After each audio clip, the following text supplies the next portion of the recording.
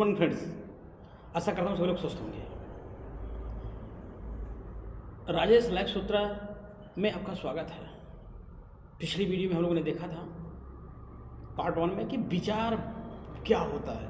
Secret के बारे में हम लोगों ने चर्चा किया था कि सीक्रेट क्या है, जिसको 95% लोग रहस्य को जानते ही नहीं, उसके बारे में चर्चा हुआ था कि रहस्य क्या होता है। उसमें हम लोगों ने पाया कि विचार बनाए जिंदगी। तो विचारों में क्या हुआ था, हम लोगों ने देखा कि विचार ही हमारे भाग्य के निर्माता हैं। हम जो सोचते हैं वही बन जाते हैं। इसका मतलब हमें ये समझना पड़ेगा, चूंकि इसके बारे में हम लोग लगातार बहुत अच्छे टॉपिक पर चर्चा करने वाले हैं, तो इस वीडियो के अंत तक जरूर बने रहिएगा।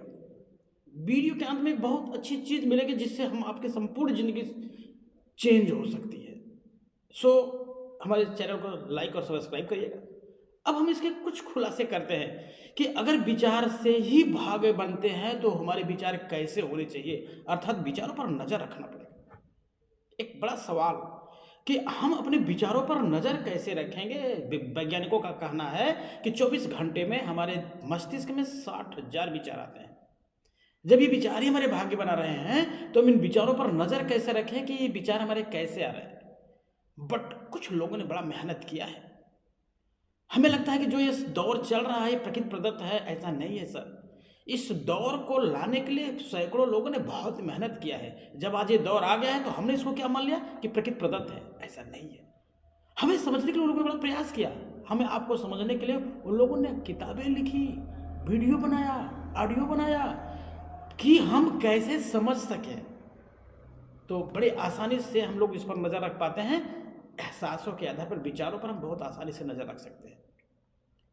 मतलब हमारे साथ जो घटना घट रही है विचारों की, उसको अंतर समझने के लिए एहसासों का सहारा लेना पड़ेगा।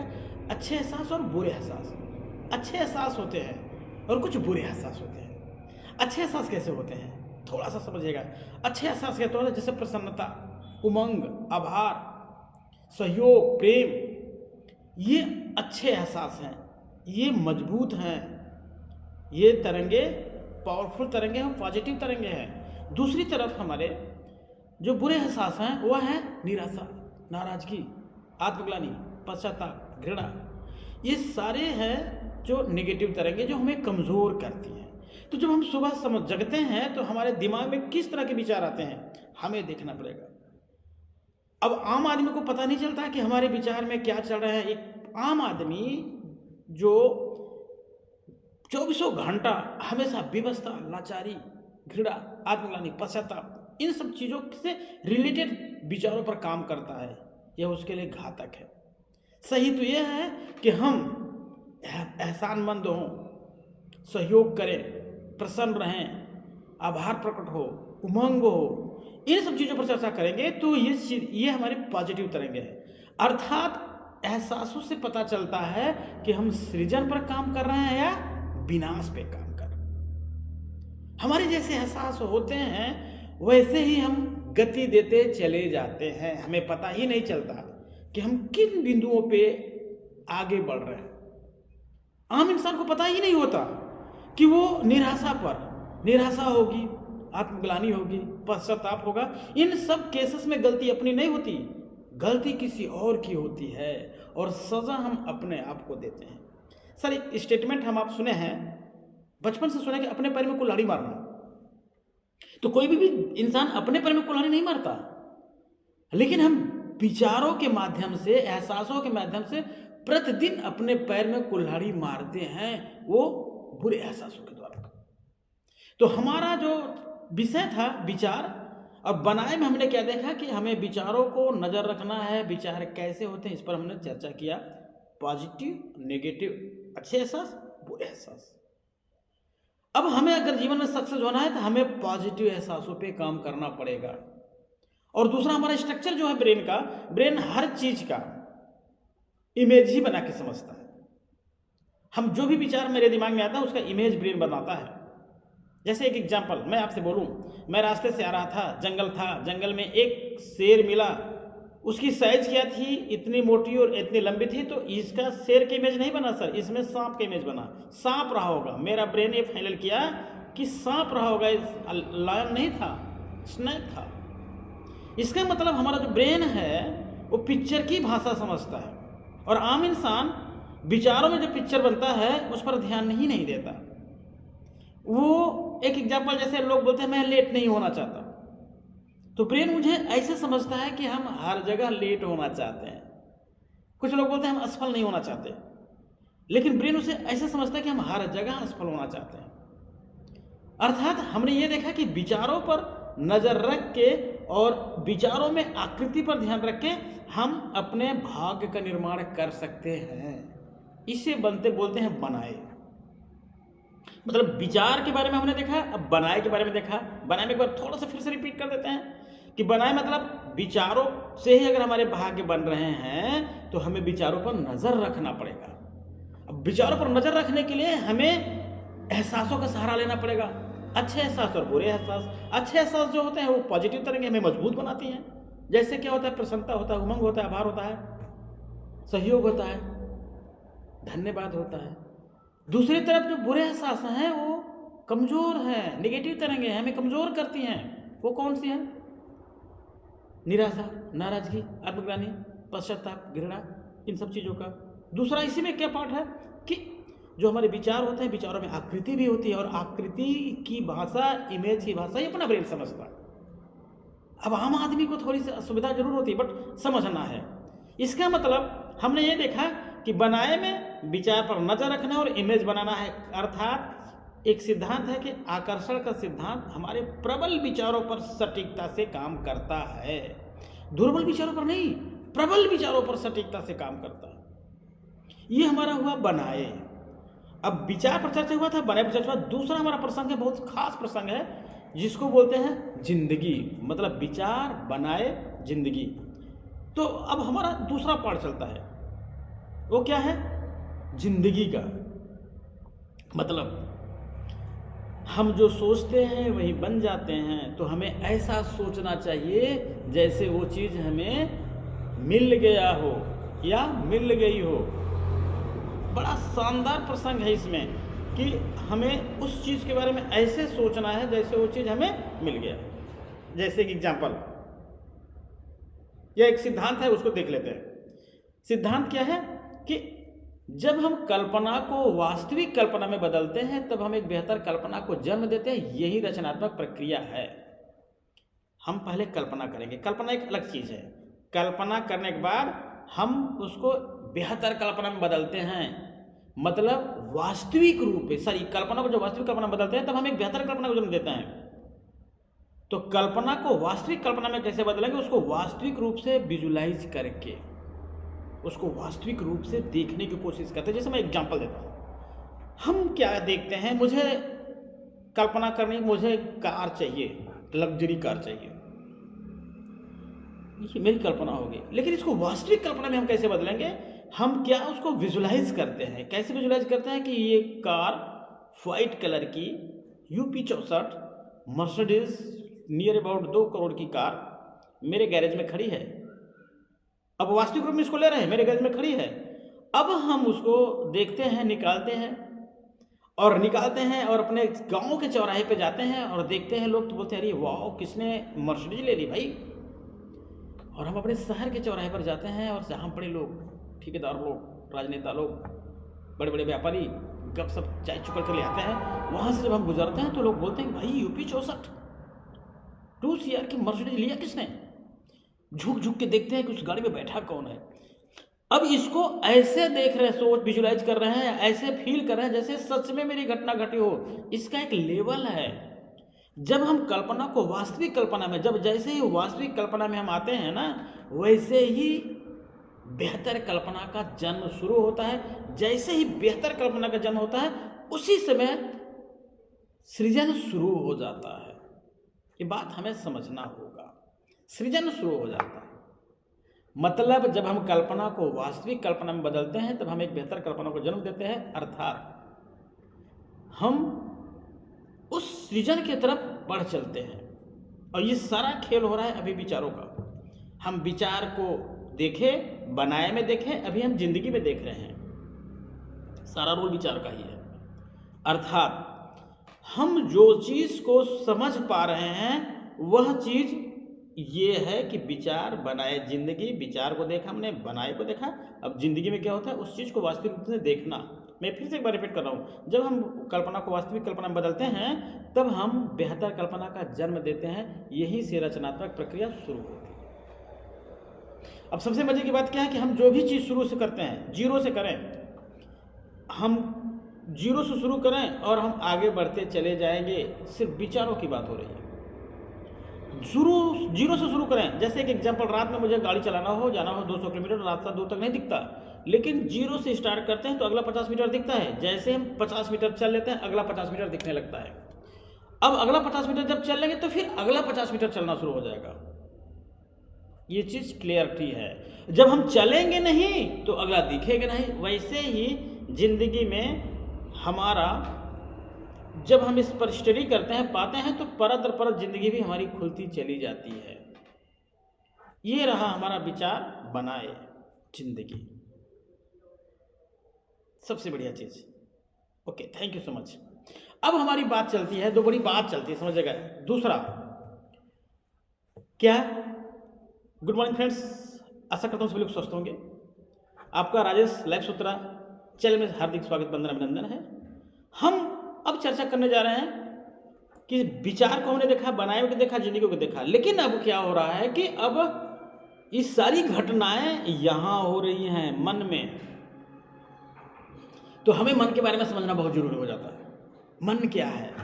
तो आम आदमी ये देखता है कि मन क्या होता है, उसको समझ नहीं आता है। हम लोग इसको दिमाग ब्रेन समझ लेते हैं। तो देखिए, ये जो हमारा दिख रहा है, ये जो हमारा स्कल दिख रहा है ना, ये हार्डवेयर है। हार्डवेयर वाइज हम सब सेम हैं, बट सॉफ्टवेयर वाइज हम सब अलग अलग हैं। तो अब हम जैसे 16 GB का एक चिप ले लीजिए, चिप हार्डवेयर हो गया, और चिप में आप 16 GB का कोई मूवी भर डालिए, कोई सॉन्ग भर डालिए। अब जब चिप में आप सॉन्ग डाल रहे होते हैं तो ये लेता है और फिर इसको निकाल लेते हैं। मतलब ये कोई प्रोग्राम है जो इसमें जाता है और निकल आता है, लेकिन चिप सॉलिड है। वैसे ही हमारा चिप समझिए, ये सॉलिड है, इसमें विचार जाते हैं आते हैं, जाते हैं आते हैं, और ये विचारों का सारा खेल है। अब विचारों के बाद अब हम आ गए मन पे। मन क्या है? तो मन को विद्वानों ने सर बड़ा मेहनत किया होगा लोगों ने। मन जो है वर्चुअल है, एक्चुअल नहीं है, ये सॉफ्टवेयर ही है ना। इसको समझने के लिए विद्वानों ने कितना प्रयास किया होगा कि इस स्ट्रक्चर का स्टडी नहीं किया कि यार हमारा 86 बिलियन न्यूरॉन से बना है, 100 ट्रिलियन से कनेक्शन लगातार करते रहते हैं। इस पर उन्होंने फोकस नहीं किया। उन्होंने फोकस किया कि इसके अंदर जो मन है, जो सॉफ्टवेयर है, वो क्या है। उसका स्टडी करके लोगों ने पाया कि मन दो तरह का होता है, माइंड दो प्रकार का होता है, कॉन्शियस माइंड, दूसरा सब कॉन्शियस माइंड। मतलब चेतन मन और अवचेतन मन। बड़ा सिंपल तरीके से हम समझते हैं चेतन मन क्या है।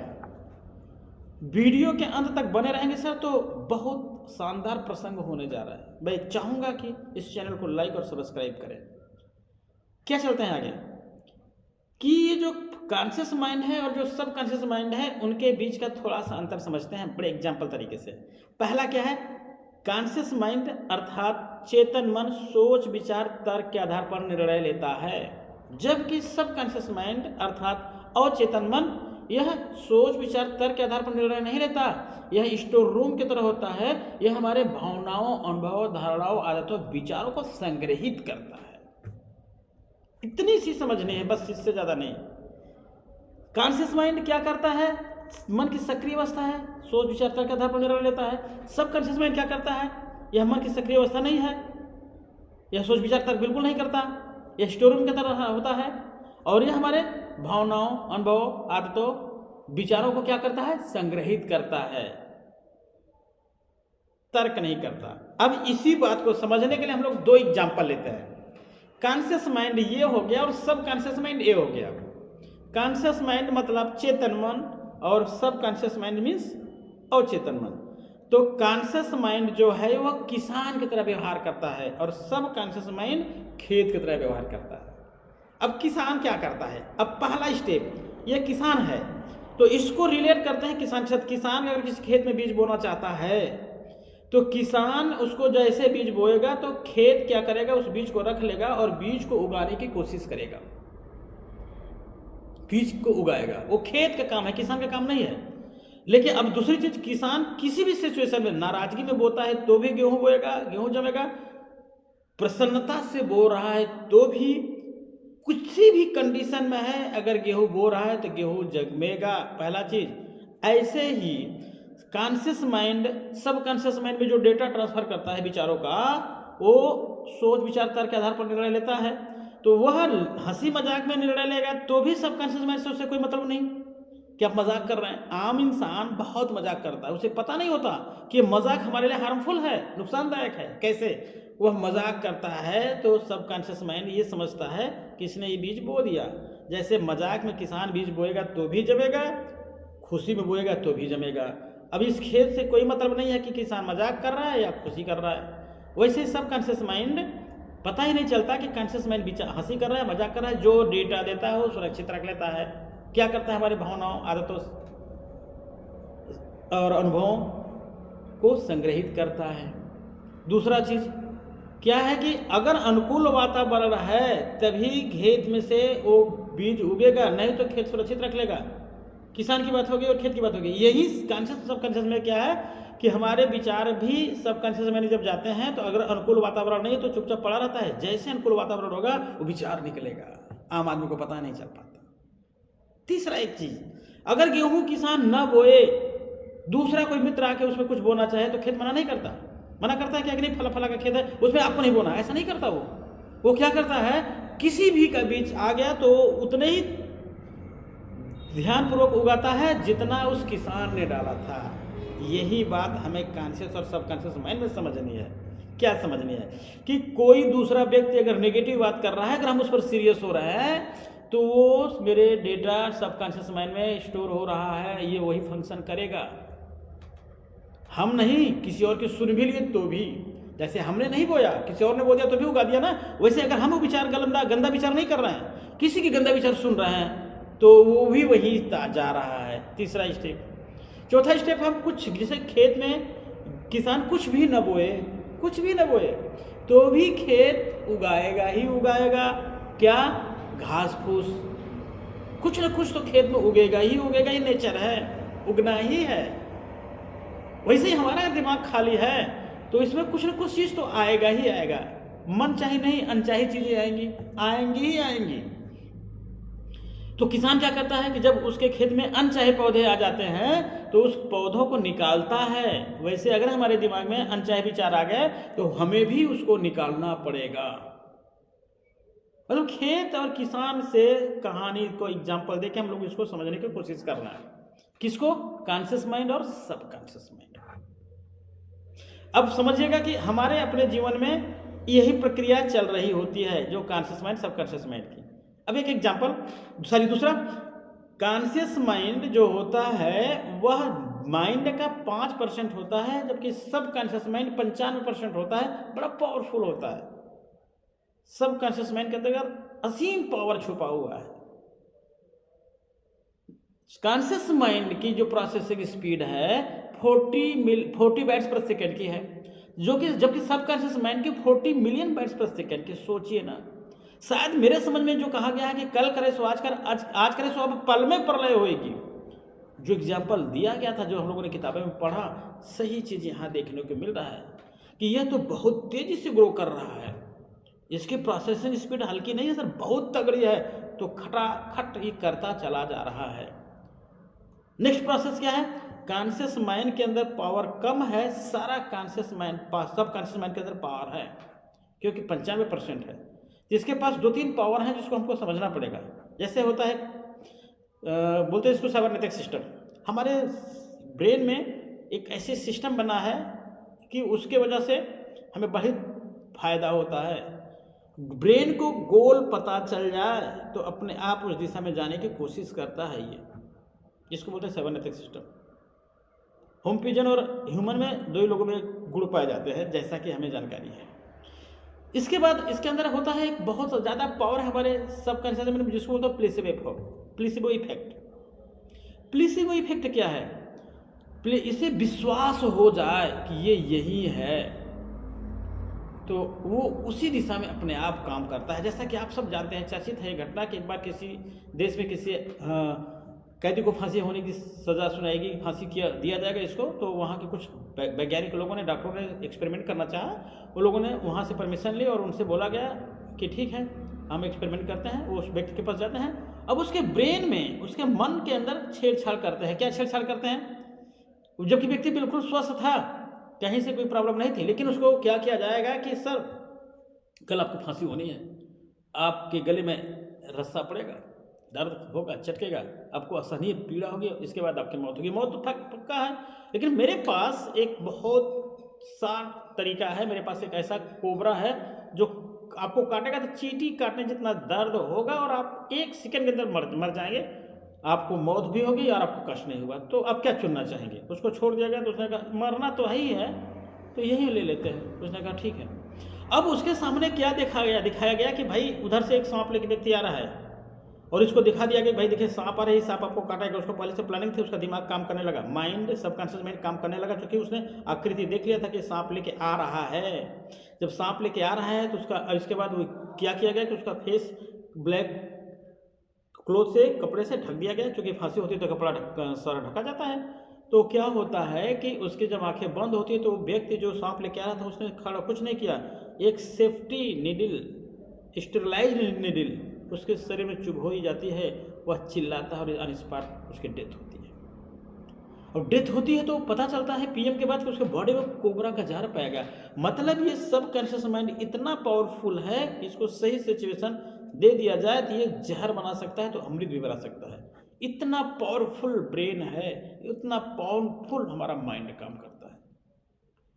बहुत सारे लोगों ने कहा कि कंसीव बिलीव अचीव, हमारे सबकॉन्शियस माइंड में कंसीव बिलीव देन अचीव। अगर हम कंसीव कोई चीज़ करते हैं और विश्वास करते हैं तो वो चीज़ हमारे साथ घटती है। तो इसको बोलते हैं, हमने अभी तक देखा कि मन के बारे में हम लोगों ने देखा कि मन क्या होता है, बड़ा शॉर्ट तरीके से, बड़े सिंपल तरीके से। क्यों मन को समझना जरूरी है? क्योंकि सारा खेल मन का है। बड़े बुजुर्गों ने हम लोगों को बचपन से सिखाया था, जहाँ चाह वहाँ राह। हम जो चाहें वो बन सकते हैं, लेकिन वो क्रियाविधि नहीं समझ में आई थी।